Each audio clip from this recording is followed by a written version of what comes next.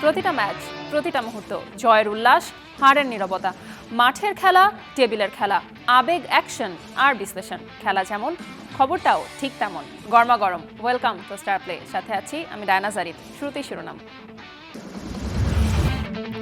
বিদ্যুৎ সাশ্রয়ে নিউজিল্যান্ড সিরিজের সব ম্যাচ হবে দিনের আলোতে, জানালেন তামিম। দ্রুতই ডিপিএল আয়োজনের অঙ্গীকার।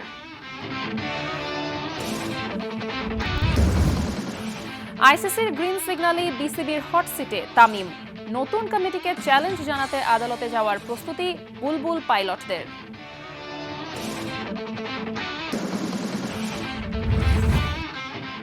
ক্রিকেট বোর্ড ঘিরে কমিটি ভাঙা গড়া ও রাজনৈতিক বিতর্ক গড়ালো সংসদে। হাসনাত আব্দুল্লাহ, সালাউদ্দিন আহমেদ মুখোমুখি। এখন আর বাংলাদেশ ক্রিকেট বোর্ড এটা নাই, এটা হয়ে গেছে বাপের দোয়া ক্রিকেট বোর্ডে পরিণত হয়েছে। আমরা এখানে কোনো বাপের দোয়া মায়ের দোয়া করি নাই। এখন এতদিন পর্যন্ত শুনতাম মায়ের দোয়া পরিবহন আছে, আজকে মাননীয় সদস্যের কল্যাণে দেখলাম বাপের দোয়া কমিটিও আছে। সেপ্টেম্বরে ঢাকায় সাফ চ্যাম্পিয়নশিপ এখনও নিশ্চিত নয়। সামাজিক মাধ্যমে ছড়িয়ে যাওয়া খবরে বিভ্রান্ত না হতে বাফুফের পরামর্শ।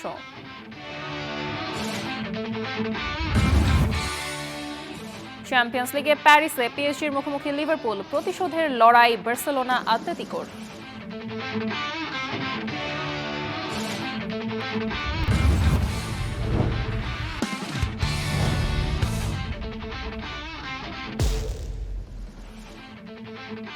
বন্টন করা হলো বিসিবির অ্যাডহক কমিটির দায়িত্ব, যেখানে সবাই মিলেই সামলাবেন ক্রিকেট অপারেশনস। ওয়ার্কিং আর ফ্যাসিলিটিজের দায়িত্বে তামিম ইকবাল নিজেই। ইশরাফিল খসরু ফাইন্যান্স আর ওয়েলফেয়ার এবং টেন্ডার অ্যান্ড পারচেজের চেয়ারম্যান ইব্রাহিম আহমেদ। বাড়ানো হয়েছে ডোমেস্টিক ক্রিকেটারদের বেতন। বিদ্যুৎ সাশ্রয়ে সরকারের আহ্বানে সাড়া দিয়ে নিউজিল্যান্ড সিরিজের সব ম্যাচ দিনের আলোতে করার কথাও জানান সভাপতি তামিম ইকবাল খান। দ্রুততম সময়ের মধ্যে ডিপিএল আয়োজনের অঙ্গীকারও তার। হোম অফ ক্রিকেটে ভিন্ন প্রেক্ষাপটে টানা দ্বিতীয় দিনের মতো অ্যাডহক কমিটির সভা। এদিনও সশরীরে 7, বাকি 4 সদস্য অনলাইনে। সন্ধ্যা 6টায় কল টাইম থাকলেও সভাপতি তামিম অবশ্য এসেছেন দুপুর নাগাদই। মূল এজেন্ডা দায়িত্ব বন্টন। 24 পদের বেশ কয়েকটি এখনও রাখা হয়েছে ফাঁকা। আগের দিন স্পোক পার্সন হিসেবে তানজিল চৌধুরীর কথা বলা হলেও ব্যক্তিগত ব্যস্ততায় সে পদে থাকার অনীহা তার। এমনকি গুরুত্বপূর্ণ ক্রিকেট অপারেশনস নিয়েও পরিকল্পনা ভিন্ন বর্তমান কমিটির। So Tamim Iqbal, which is me, will handle working committee and facilities. Fahim Sina will look after GD, which is game development and BPL. Rafiqul Islam Babu will be grounds. Tanzil Chaudhry will be age group. Salman Spahani will be marketing and discipline. Rasna Imam will be women's wing, medical and complaint committee. Ishrafil Khusru will be finance and welfare. Said Ibrahim Ahmed will be security and tender and purchase. Minajul Abidin Nanu will be tournament committee. Mirza Yasir will be logistics and Atar Ali Khan will be umpire committee. তবে ঘরোয়া cricket নিয়ে আসলেও গুরুত্বপূর্ণ সিদ্ধান্ত।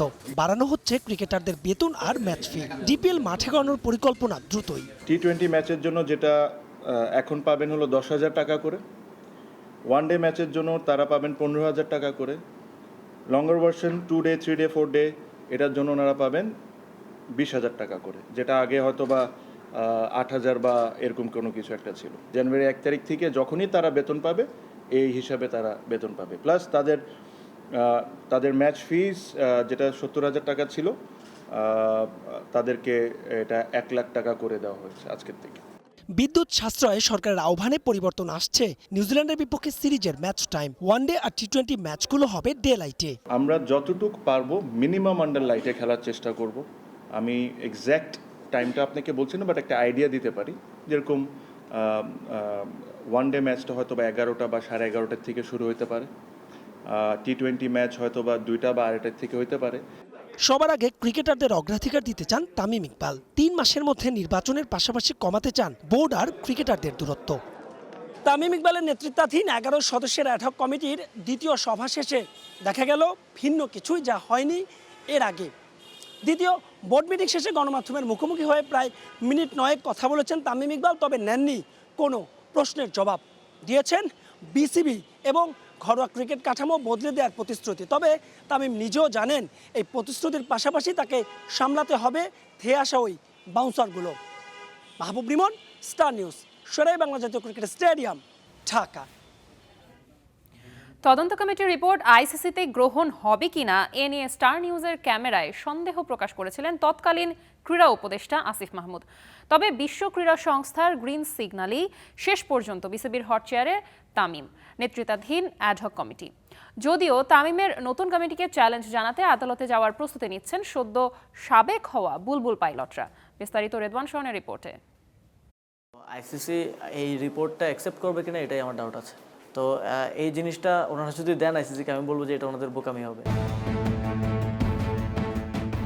তদন্ত কমিটির report আইসিসিতে গ্রহণ হবে কিনা দুদিন আগে এ নিয়ে স্টার নিউজের ক্যামেরায় প্রশ্ন তোলেন প্রাক্তন যুব ও ক্রীড়া উপদেষ্টা আসিফ মাহমুদ সজীব ভুঁইয়া। তবে মুহূর্তেই পাল্টেছে পরিস্থিতি। গ্রিন সিগন্যাল দিয়ে তামিম নেতৃত্বাধীন কমিটিকেই বিসিবির হট সিটে বসিয়েছে ওই আইসিসি। নতুন চরিত্রে খান সাহেবও প্রথম দিনেই দায়িত্ব নিয়েছেন ক্রিকেটের হারানো সম্মান ফিরিয়ে আনার। 1-1.5 বছরে যে ক্রিকেটের ড্যামেজ হয়েছে বা ক্রিকেটের রেপুটেশনের ড্যামেজ হয়েছে, এই জিনিসটা আমাদের সবাইকে মিলে এই জিনিসটা ঠিক করতে হবে। বিকজ আইসিসির গ্রিন সিগন্যালের কথা স্পষ্টই প্রমাণ হয় কমিটির গুরুত্বপূর্ণ চরিত্র তানজিল চৌধুরীর বক্তব্যে, যেখানে বিশ্ব ক্রিকেট সংস্থা থেকে পাওয়া দিক নির্দেশনার কথাও উল্লেখ করেছেন প্রাইম ব্যাংকের এই চেয়ারম্যান। আইসিসি এবং এসিসিতে আমাদের একটা রিপ্রেজেন্টেশন থাকে ক্রিকেট বোর্ড থেকে। তো আমাদের ক্ষেত্রে আমাদের সভাপতি তামিম ইকবাল, ওনাকে আমরা নমিনেট করেছি এবং পাশাপাশি আইসিসিতে যেহেতু আমরা একটা অ্যাডহক কমিটি, আমরা একটা নির্বাচিত কমিটি না বা বোর্ড না, তারা আমাদেরকে গাইড করেছেন যে এখানে সিইও থাকলে ভালো হয়। এদিকে তামিমের নতুন দায়িত্বের খবর পেয়ে শুভেচ্ছা বার্তা পাঠিয়েছেন ভারতীয় ক্রিকেট বোর্ডের সেক্রেটারি রাজীব শুক্লাও। নিজের পাশে যে বিসিসিআইকেও পাচ্ছেন তামিম, তা স্পষ্ট হয় রাজীবের কথায়। অবশ্য নতুন খবর, তামিমের বোর্ডকে চ্যালেঞ্জ জানাতে প্রস্তুতি চলছে আমিনুল ইসলাম বুলবুলের পরিচালনা পর্ষদের সদস্যদের মাঝে। এ নিয়ে বুধবার দুপুরে গুরুত্বপূর্ণ বৈঠকে বসবেন সদ্য সাবেক হওয়া পরিচালকরা। তারপরেই বর্তমান অ্যাডহক কমিটিকে চ্যালেঞ্জ জানাতে যাবেন আদালতের কাছে। Redwan Shaon, star news, Dhaka. Cricket board ঘিরে কমিটি ভাঙা গড়া ও রাজনৈতিক বিতর্ক এখন সংসদ পর্যন্ত গড়িয়েছে। বাংলাদেশ ক্রিকেট বোর্ডের নতুন অ্যাডহক কমিটিকে কটাক্ষ করে সংসদ সদস্য হাসনাত আব্দুল্লাহ আর কমিটির পক্ষে যুক্তি তুলে ধরেছেন স্বরাষ্ট্রমন্ত্রী সালাউদ্দিন আহমেদ। বিস্তারিত কেএম সনের রিপোর্টে। ক্রিকেট পাগল দেশে ক্রিকেটটা কোথায়? কমিটি ভাঙা গড়া আর নানা বিতর্কে ক্রিকেটের চেয়ে রাজনীতিই যেন বিসিবির মুখ্য বিষয়। আমিনুল ইসলাম বুলবুলের নেতৃত্বাধীন বোর্ড ভেঙে তামিম ইকবালের নেতৃত্বে নতুন অ্যাডহক কমিটি গঠনের আলোচনা এখন পৌঁছে গেছে সংসদে। সালাউদ্দিন আহমেদের উত্থাপিত জুলাই গণ অভ্যুত্থান সুরক্ষা ও দায় নির্ধারণ বিল 2026 আবেদনের প্রেক্ষিতে আপত্তি জানানোর সময় কুমিল্লা 4 আসনের সংসদ সদস্য হাসনাত আব্দুল্লাহ বাংলাদেশ ক্রিকেট বোর্ডের নবগঠিত অ্যাডহক কমিটিকে কটাক্ষ করে বাপের দোয়া ক্রিকেট বোর্ড বলে মন্তব্য করেছেন। যেভাবে বিসিবিকে যেভাবে এখন আর বাংলাদেশ ক্রিকেট বোর্ড এটা নাই, এটা হয়ে গেছে হচ্ছে বাপের দোয়া ক্রিকেট বোর্ডে পরিণত হয়েছে। যেভাবে দখল করা হয়েছে বাপের দোয়া ক্রিকেট বোর্ড। হাসনাত আব্দুল্লাহর এমন মন্তব্যের জবাবে ক্রিকেট বোর্ডে অ্যাডহক কমিটি গঠনের যুক্তি দেখান স্বরাষ্ট্রমন্ত্রী। বাংলাদেশ ক্রিকেট কন্ট্রোল বোর্ডের ইন্টারিম গভর্নমেন্টের সময় তৎকালীন ক্রীড়া উপদেষ্টা ক্ষমতার প্রয়োগ করে সারা বাংলাদেশে জেলা কমিটিগুলোকে প্রভাবিত করে সেভাবে নিয়ে আসে। তদন্ত কমিটি রিপোর্ট প্রদান করার পরে তারা ডিক্লেয়ার করলো এখানে যথেষ্ট অনিয়ম হয়েছে। আরো অনেক কথা আমি বলতে পারতাম, বলছি না। তারপরে সেটা ডিজলভ হয়েছে। ডিজলভ হওয়ার পরে একটা ক্রিকেট কন্ট্রোল বোর্ড হয়েছে। আমরা এখানে কোনো বাপের দোয়া মায়ের দোয়া করি না। এখন এতদিন পর্যন্ত শুনতাম মায়ের দোয়া পরিবহন আছে, আজকে মাননীয় সদস্যের কল্যাণে দেখলাম বাপের দোয়া কমিটিও আছে। ঘটনা সেখানেই থামেনি। বুধবার বিকেলে এক গোলটেবিল বৈঠকে স্বরাষ্ট্রমন্ত্রীর কথার জবাব দেন এনসিপি মুখপাত্র ও সাবেক ক্রীড়া উপদেষ্টা আসিফ মাহমুদ সজীব ভুঁইয়া। সালাউদ্দিন ভাই যদি বাংলাদেশের সংবিধানের পাশাপাশি সেটাও একটু পড়তেন তাহলে বুঝতে পারতেন যে আমরা কাউন্সিলরগুলো তখন আনা হয়েছিল সংবিধান অনুযায়ী যেই ক্রীড়া সংস্থার কমিটি হয় সেখান থেকে। কিন্তু তারা চেয়েছিল তাদের যে ছেলেরা এখন বিসিবিতে বসেছেন তাদের নামগুলো পাঠানো হোক, যাদের স্পোর্টসের সাথে কোনো সম্পর্ক নেই, সংবিধান অনুযায়ী তাদের সেখানে আসার কোনো এখতিয়ার বা তাদেরকে নাম পাঠানোর কোনো এখতিয়ার আসলে ডিসিদের ছিল না। বিসিবিতে এই টানাপোড়েন কমিটি ভাঙাগড়া শেষে বাংলাদেশ ক্রিকেট সঠিক পথে ফিরতে পারবে? KM Sony, star news. Tamim ইকবালের অ্যাডহক কমিটিকে অবৈধ দাবি করে নিজেকে একমাত্র বিসিবির বৈধ সভাপতি দাবি করেছেন আমিনুল ইসলাম। কোর্টের রায় ছাড়া এই বোর্ড ভাঙার এখতিয়ার কারণ নেই বলেও মন্তব্য করেছেন তিনি। একই সাথে এনএসি কর্তৃক হস্তক্ষেপে গঠিত অ্যাডহক কমিটির বিষয়ে আইসিসির দ্বারস্থ হবেন বলেও জানিয়েছেন আমিনুল ইসলাম। দুপুরেও পূর্বাঞ্চলের মাঠ পরিদর্শনে গিয়েছিলেন, বিকালে শুনলেন তার বোর্ড অবৈধ। একরকম নীরবেই ছাড়লেন বিসিবি। এরপর তামিম ইকবালের নেতৃত্বাধীন অ্যাডহক কমিটির দায়িত্ব নেয়া, প্রেস ব্রিফিং সবই হয়ে গেছে। তারও প্রায় 2 ঘন্টা পরে এনএসি কর্তৃক গঠিত অ্যাডহক কমিটি নিয়ে বিবৃতি দিয়েছেন আমিনুল ইসলাম, যেখানে নিজেকে একমাত্র বৈধ নির্বাচিত সভাপতি দাবি করে তামিম ইকবালের বোর্ড অবৈধ দাবি করেছেন আমিনুল ইসলাম এবং তার বোর্ডকে হাইকোর্টের রায় ছাড়া ভাঙার অপশন নেই বলেও মন্তব্য করেছেন তিনি। এনএসির তদন্ত রিপোর্টকে অবৈধ জানিয়ে আইসিসির শরণাপন্ন হওয়ার কথাও জানিয়েছেন আমিনুল। তাতে বাংলাদেশের ক্রিকেট নিয়ে শুরু হয়েছে নতুন জল্পনা। সাবেক ক্রিকেটারদের লড়াইয়ে ক্রিকেটটাই না আবার সাবেক হয়ে যায়। লিখিত বিবৃতির শেষ লাইনে নিজের স্বাক্ষরের পাশে বোর্ড সভাপতি লিখেছেন আমিনুল ইসলাম। প্রত্যাখ্যান করেছেন এনএসির তদন্ত রিপোর্ট। উল্লেখ করেছেন জাতীয় ক্রীড়া পরিষদের কোনো আইনগত ক্ষমতা নেই নির্বাচনী প্রক্রিয়া তদন্ত বা বাতিল করার। 2025 সালের 6 অক্টোবর অনুষ্ঠিত নির্বাচনের বৈধতার ব্যাখ্যা দিয়েছেন আমিনুল। বৈধ 3 সদস্যের নির্বাচন কমিশনের মাধ্যমে স্বচ্ছভাবে পরিচালিত হয় বলেও দাবি করেন তিনি। ক্লাব প্রতিনিধিত্ব ও কাউন্সিলরশিপের বিষয়ে কোয়াসি জুডিশিয়াল শুনানির মাধ্যমে নিষ্পত্তি হয়েছে বলে দাবি করেন তিনি। বোর্ড নিয়ে টালমাতাল অবস্থায় ক্রিকেটারদের উন্নয়নে নেতিবাচক প্রভাব পড়ার আশঙ্কা করেন আমিনুল ইসলাম বুলবুল।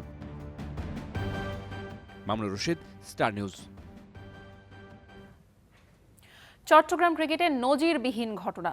সিজেকেএস ক্লাব সমিতি আয়োজিত ট্যালেন্ট কাপে কমিটির হস্তক্ষেপের অভিযোগে প্রতিবাদে টানা 7 বলে হিট আউট বাকলিয়া একাদশের 7 ক্রিকেটার। কোচ আর খেলোয়াড়দের সাময়িক বহিষ্কার, বিতর্কের মুখে এখন টুর্নামেন্ট। চট্টগ্রাম থেকে মামুনুর রশিদ অভির রিপোর্ট। টানা 7 বলে 7 হিট আউট। ক্রিকেট ইতিহাসে বিরল, অবিশ্বাস্য এমনই এক ঘটনার সাক্ষী হল চট্টগ্রাম।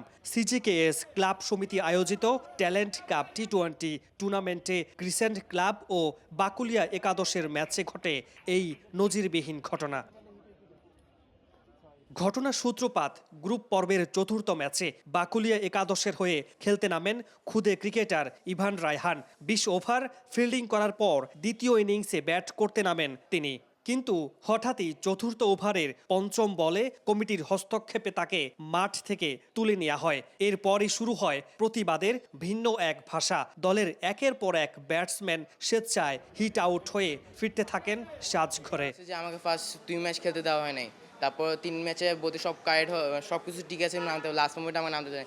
তো এরকম করে তারপর ম্যাচের দিন যেমন জানা 2বার আমাকে একবার ফার্স্টবার নামেছে ফিল্ডিংয়ের সময়, সেকেন্ডবার আবার ব্যাটিংয়ের, তো ওরা কেউ সব প্রতিবাদ জানায়, ওরা হিট আউট হয়ে চলে আসছে। গার্জিয়ান বলেন, কোচ বলেন, সবাই ওরা ভালো জানে, আদর করে, এত ভালো বেসিক ওর, ও বড়দের সাথে এখন খেলে। এই ছেলেটাকে এরকম করবে আমি কল্পনা করি নাই। রেজিস্ট্রেশন থাকা সত্ত্বেও ম্যাচ চলাকালীন একজন খেলোয়াড়কে সরিয়ে দেওয়ায় ক্ষোভ থেকেই এমন সিদ্ধান্ত নেয় দল। আমরা হিট আউট হয়েছি আমাদের টিমের একটা প্লেয়ার ইভানকে খেলতে না দেওয়ার কারণে। ওর রেজিস্ট্রেশন করানো প্লেয়ার, ওরা বলতেছে উনি রেজিস্ট্রেশন করানোই খেলতে পারবে না। রেজিস্ট্রেশনকৃত প্লেয়ার, ওকে হচ্ছে মানে মাঠ থেকে তুলে নিয়ে আসছে। তখন হচ্ছে আমাদেরকে মানে পিছন থেকে মানে বলা, মানে ওরকম কোনো প্ল্যান ছিল না, কিন্তু আমাকে বলছে মানে হিট আউট হয়ে চলে আসছে। বাকুলিয়া একাদশের কোচ আমিনুল হকের অভিযোগ, শুরু থেকেই একটি পক্ষ পরিকল্পিতভাবে ইবানকে দল থেকে বাদ দিতে চেয়েছিল।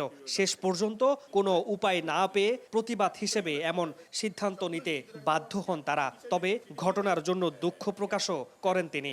আব্দুল হান্নান আকবর, ওনাকে আমি মেসেজ দিয়ে রাখছিলাম যে এই ছেলেটাকে আমরা আজকে খেলাচ্ছি, আমাদেরকে ক্রীড়া অফিসার অনুমতি দিছে, আপনি আর এর মধ্যে আর কোনো ঝামেলা করিয়েন না, যদি করেন আমি ভাই খেলার থেকে উঠে চলে যাব। ছেলেটাকে বিনা কারণে বিনা নোটিশে একদম বন্ধ করেছে তার খেলাটা।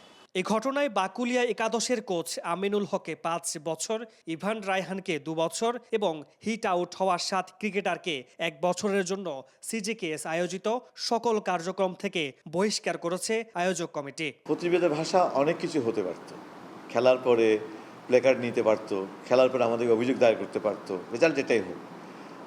এমনকি সর্বশেষ সারা ডিসিশন নিতে পারতো আমরা খেলবই না। প্রতিভা বিকাশের মঞ্চে এমন ঘটনা ক্রীড়াঙ্গনে তুলেছে নানা প্রশ্ন। মামুনুর রশিদ অভি, স্টার প্লে, চট্টগ্রাম। ইউরোপের দেশ সান মারিনোর বিপক্ষে 5 জুন প্রীতি ম্যাচ খেলবে জামাল হামজাদের বাংলাদেশ। ইউরোপের কোন দেশে প্রতিপক্ষের মাঠে এবারই প্রথম খেলতে যাচ্ছে লাল সবুজ দলটা। এদিকে সেপ্টেম্বরে ঢাকায় সাফ চ্যাম্পিয়নশিপ এখনও নিশ্চিত নয়। সামাজিক যোগাযোগ মাধ্যমে ছড়িয়ে যাওয়া খবরে বিভ্রান্ত না হতে বাফুফের পরামর্শ। তবে ঢাকাতেই সাফ আয়োজনের সম্ভাবনার কথাও বলছেন বাফুফের সহসভাপতি ফাহাদ করিম। এই ছবিটা জাতীয় ফুটবল দলের অধিনায়ক জামাল ভুঁইয়ার ফেসবুক পেজে জায়গা পেয়েছে, যা স্পষ্ট বলে দেয় 5 জুন ফিফা টায়ার 1 ম্যাচে বাংলাদেশ খেলতে যাচ্ছে ইউরোপের দেশ সান মারিনোর বিপক্ষে। এতদিন এশিয়ান দেশগুলোর বিপক্ষে খেলে আসছে বাংলাদেশ, যেখানে জাপান, কোরিয়া বা সৌদি আরবের মতো দল মেলেনি জামালদের প্রতিপক্ষ হিসেবে। প্রায় 4 মাস ধরে কাজ চলছে। আমাদের সম্মানিত সভাপতি মহোদয়ের একটা ইচ্ছা ছিল যে আমরা ইউরোপের মাটিতে গিয়ে খেলবো। এটার উদ্দেশ্য দুটো, একটি হচ্ছে টিমকে এক্সপোজার দেওয়া এবং দ্বিতীয়ত ইউরোপে খেলে যে কনফিডেন্স লেভেল বুস্ট হবে সেটা অত্যন্ত জরুরি। তবে আসন্ন এই ম্যাচ কেন্দ্র করে ঘুরপাক খাচ্ছে নানা প্রশ্ন। তা হলো ফিফা র্যাঙ্কিংয়ে বাংলাদেশের অবস্থান 181 আর সান মারিনো 211, অর্থাৎ 30 ধাপ পিছিয়ে থাকা দলের সঙ্গে কেন খেলবে বাংলাদেশ? সান মারিনো, হ্যাঁ, it's a small country, landlock country, but আপনাকে বুঝতে হবে সান মারিনোর র্যাঙ্কিং 211 কারণ হচ্ছে সান মারিনো সবসময় ইউরোপের দেশগুলোর সাথে খেলে, অর্থাৎ world cup champion team like England, Germany, Italy, এদের সাথে খেলে। তো তাদের সাথে খেলে খেলে কিন্তু তারা হেরেছে ঠিকই, বাট ইউরোপের দল হিসেবে অনেকটা তারা ওই জন্য ইউরোপের তলানিতে পড়ে র্যাঙ্কিংয়ে তলাতে এসেছে। আপনি তাকে যদি একটু পাশে নিয়ে এসে এশিয়া নিয়ে আসেন, ডেফিনেটলি সান মারিনোর র্যাঙ্কিংটা এরকম হবে তো নাই, বরঞ্চ আরও অনেক বেশি র্যাঙ্কিং হবে। বাংলাদেশের মতো সান মারিনো দলও প্রথমবার খেলবে এশিয়ার কোনো দলের বিপক্ষে। ইউরোপের দল বিধায় এই ম্যাচটিকে তাই বাফুফে ঐতিহাসিক বলছে। তবে 5 জুন ম্যাচটি হবে সান মারিনোতেই। আমাদের দলের এক্সপোজার, আমাদের দলের লেভেল অফ কনফিডেন্স এবং একটি ইউরোপীয় দলের সাথে ইউরোপের মাটিতে খেলার যে একটা অভিজ্ঞতা, যেটা খুব সহজে পাওয়া যায় না, সেজন্য এটাকে আমরা স্ট্রেস করেছি। Definitely it will morally boost our players to participate strongly in the SAFF, ইনশাআল্লাহ। এদিকে 21 সেপ্টেম্বর থেকে 4 অক্টোবর ঢাকায় বসছে সাফের আসর, এমন খবর চাউর হয়েছে সামাজিক যোগাযোগ মাধ্যমে। তবে 7 দলের এই প্রতিযোগিতা নিয়ে গুজবে কান না দিতে পরামর্শ বাফুফের। অফিসিয়ালি আমার জানা মতো এখন পর্যন্ত সাফ থেকে আমাদের কোনো কিছু জানানো হয়নি। এখনো যদিও বা চূড়ান্ত হয় নাই, কিন্তু সম্ভাবনা খুবই ভালো বাংলাদেশে হওয়ার জন্য। Mushfiqur Rahman, star news, Dhaka. Russian নাগরিক হয়েও বাবার জন্মভূমির জন্য কিছু একটা করতে চান অলিম্পিক স্বর্ণজয়ী জিমন্যাস্ট মার্গারিটা মামুন। লাল সবুজের দেশটার জন্য অবদান রাখতে চান তিনি। তবে শুধু স্পোর্টস নয়, এদেশের ইতিহাস, ঐতিহ্য আর সংস্কৃতিকে বিশ্বমঞ্চে উপস্থাপন করতে এসেছেন সাংবাদিক বন্ধুকে সাথে নিয়ে। রাশিয়ার সহযোগিতায় বদলে দিতে চান বাংলাদেশের জিমন্যাস্টিক্স। বলা নেই কওয়া নেই, মাত্র কয়েক ঘন্টার নোটিসে জাতীয় ক্রীড়া পরিষদের জিমনেশিয়ামে জাতীয় জিমন্যাস্টদের অনুশীলন দেখতে হাজির Rio Olympic স্বর্ণজয়ী gymnast Margarita Mamun. এর আগে 2021 সালে এশিয়ান জিমন্যাস্টিক চ্যাম্পিয়নশিপ দেখতে বাংলাদেশে এসেছিলেন মার্গারিটা। সেবার মিশে গিয়েছিলেন লাল সবুজের অ্যাথলিটদের সাথে। এবার এলেন সেই জিমন্যাস্টদের খোঁজ খবর নিতে। all of the athletes and I made some like diplomatic trip. দেখুন, বাংলাদেশে এটি আমার তৃতীয় সফর। কয়েক বছর আগে এসেছিলাম টুর্নামেন্ট দেখতে, এবার ব্যক্তিগত কাজে এসেছি। তবু এই অ্যাথলিটদের দেখতে এলাম। আমি বাংলাদেশের খেলোয়াড়দের মাঝে আনন্দ পাই। Rajshahi as well to explore sports in Bangladesh. জন্ম রাশিয়ায় হলেও বাবার সূত্রে শেকড়ের টানে লাল সবুজে এসেছেন। এবার এসেছেন বাবা দাদার দেশটাকে বিশ্ব মাঝে তুলে ধরতে। তাই তো সঙ্গে এনেছেন সাংবাদিক বন্ধুকে। এবার আমি পারিবারিক বা ব্যক্তিগত কাজে এসেছি। আমি বাংলাদেশের সব পজিটিভ দিকগুলোকে তুলে ধরতে চাই। সে কারণে একটা ডকুমেন্টারি তৈরি করছি, যেখানে খেলাধুলার বাইরের বিষয়গুলিও তুলে ধরতে চাই, যাতে আমার বাবার দেশটাকে সবাই জানতে পারে। প্রায় 10 বছর জিমন্যাস্টিক্স ছেড়েছেন মামুন, কিন্তু অলিম্পিক পদক অর্জনকারী এই ক্রীড়াবিদ চাইছেন বাবার দেশে তার প্রিয় খেলাটার উন্নতিতে কাজ করতে। Expecting from me something, some connections between Russia and Bangladesh. বাংলাদেশের জিমন্যাস্টিক্সের উন্নয়নে বাংলাদেশের রাশিয়ান দূতাবাসের কাছ থেকে নানা রকম সহযোগিতা নেয়ার চেষ্টা করছি। রাশিয়ার কাছ থেকে এই ডিসিপ্লিনে বাংলাদেশ কিভাবে উপকৃত হতে পারে তা নিয়ে কাজ করছি। That's why I came here. Bangla নববর্ষ পর্যন্ত বাংলাদেশেই থাকবেন এই অলিম্পিক স্বর্ণকন্যা। মাঝে যাবেন বাবার জন্মভূমি রাজশাহীর দুর্গাপুরে, সেখানেই খুঁজে ফিরতে চান বাবার ছেলেবেলার স্মৃতি। Mushfiqur Rahman, star news, Dhaka. মৌসুম শেষে মোহাম্মদ সালাহর বিদায়ের আগে কঠিন পরীক্ষা। চ্যাম্পিয়ন্স লিগে প্যারিসে পিএসজির মুখোমুখি লিভারপুল, একই রাতে স্পেনে বার্সেলোনা বনাম আতলেতিকো। প্রতিশোধের লড়াই। রাত 1টায় হবে দুই মহারণ। তানজিম ঐশীর ম্যাচ প্রিভিউ।